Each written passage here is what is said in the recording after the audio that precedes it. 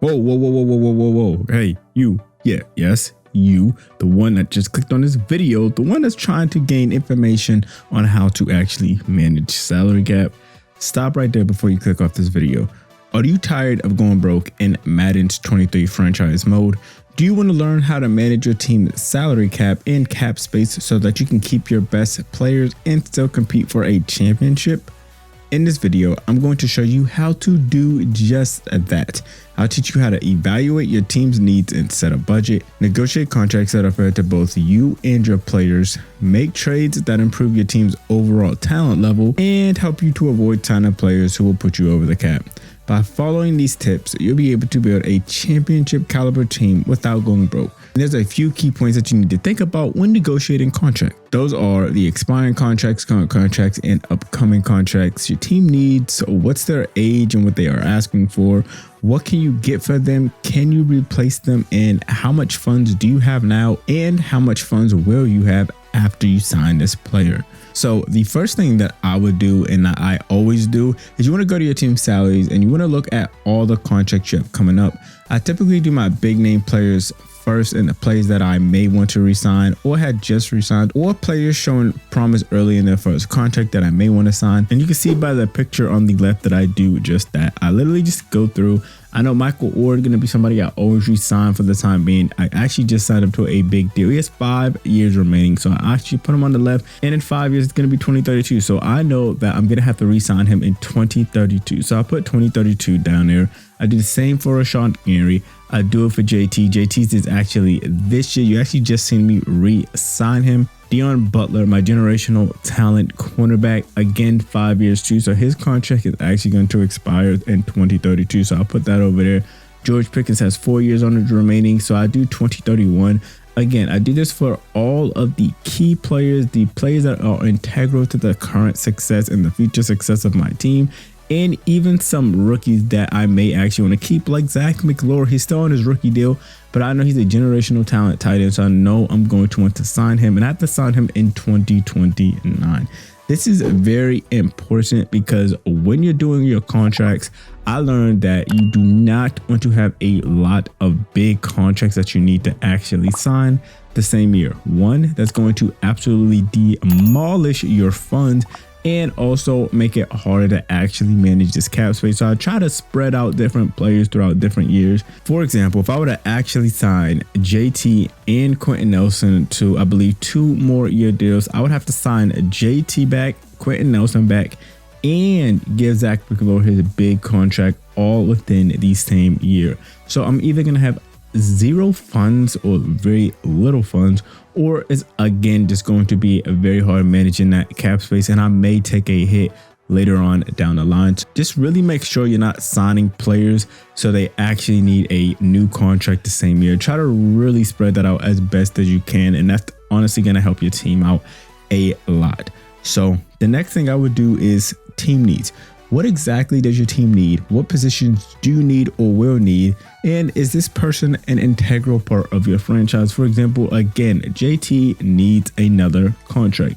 He's a big team need. I do have 2 young rookies that's actually going to probably take that mantle, but Jonathan Taylor is an integral part of my franchise. I'm a Colts fan IRL, so I love Jonathan Taylor. He's my current favorite player at the moment. So of course I'm going to have to ride him, pause, in this game. So he's going to retire as a Thunderbird. So I'm going to sign him to pretty much whatever he wants. I'm not going to let him touch free agency at all.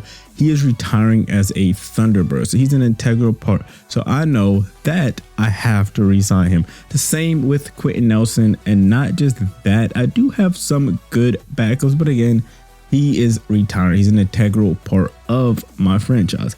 A better example that I would give you guys is actually Rashawn Gary. He actually has an expiring contract this year.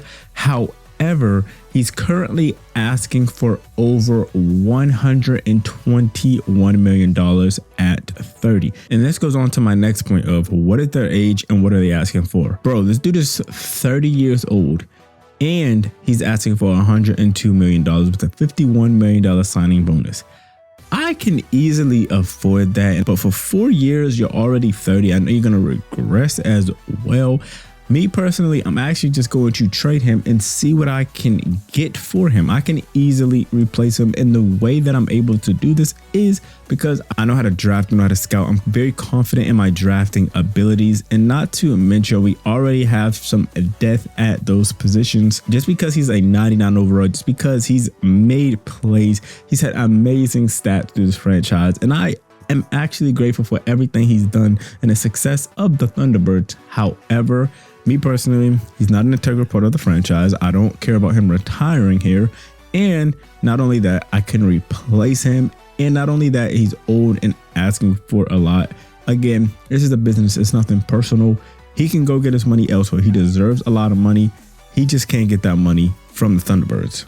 So again, you're going to want to do that for every position that's going to have a contract. Like Jeremiah Owusu-Koramoah, I may go through the same steps as I did with Rashawn Gary. I'm really not too worried about losing Jeremiah Owusu-Koramoah at the moment. I really honestly just got to see how we do next year without Rashawn Gary. If I know I need Jeremiah Owusu-Koramoah, I may sign him, and it also depends on what he's asking for. So again, guys, it's a business. Just because he's a 99 overall does not mean you have to sign him, guys, because it's going to mess up your cap space down the line. I'm telling you, I'm in year like 5 of this franchise, and I'm completely fine with my cap space. Also, another key thing you're going to want to do when making trades or doing anything right off the bat is you also want to take into account your savings and your penalties. For example, like George Pickens, I actually want to get rid of him and actually give some of my rookies a shot and free up cap space. However, I'm incurring a $28.8 million player release penalty. So in this case, it's actually better to keep George Pickens because that is going to hit my cap space some of this year, some of next year, and I believe the following year. I'm not sure if it's just 2 years or if it's actually throughout the length of his contract, but you owe that. So it's better to wait until that's at a lower number, or if the savings is a little bit higher than the penalty. For example, Rashawn Gary, I'm saving 15.7 mil, but again, I'm incurring a $9 million penalty. I'm not worried about a $9 million penalty in my personal opinion. If I was, I could have just actually been realistic and let him slip into the free agency. But I'm going to go get something for him because, again, I'm cool with losing or incurring this $9 million release penalty. So just always take into account of that. I know a lot of people actually don't say that. Like, for example, Michael Orr, if I would have actually traded him, release him, I'm incurring a $80 million penalty. That's a lot, guys. And that's going to screw up your cap space. And you're going to be like, bro, what's up with my cap? It's that you probably released or traded a player with a high penalty. Always, always, always, always be wary of their penalty before you really do anything with them, especially if they're actually a high overall or just got a big contract. So the final part that I'm going to actually go over is how much funds do you have now and how much funds will you have? So you can see on the right side of my screen, funds $314 million. That's how much money you have as a owner of a team. And that is directly contributed to, one, your stadium lease, and also to what you're playing your players in bonus. So that actually helps if you have a lot. You're actually gonna be able to give players a bonus instead of a salary. So for example, if I were to offer a JT, I'm gonna offer him more than this, but say for example, I offer JT 5 years, $5 million for a signing bonus. This is $5 million each year. So that's a $25 million fund hit. So whatever 314 minus 25 is, that's how much funds I would have left. That's actually not that bad in my personal opinion. I could be cool with that. I'm going to give him a little bit more because, again, I'm still cool with it.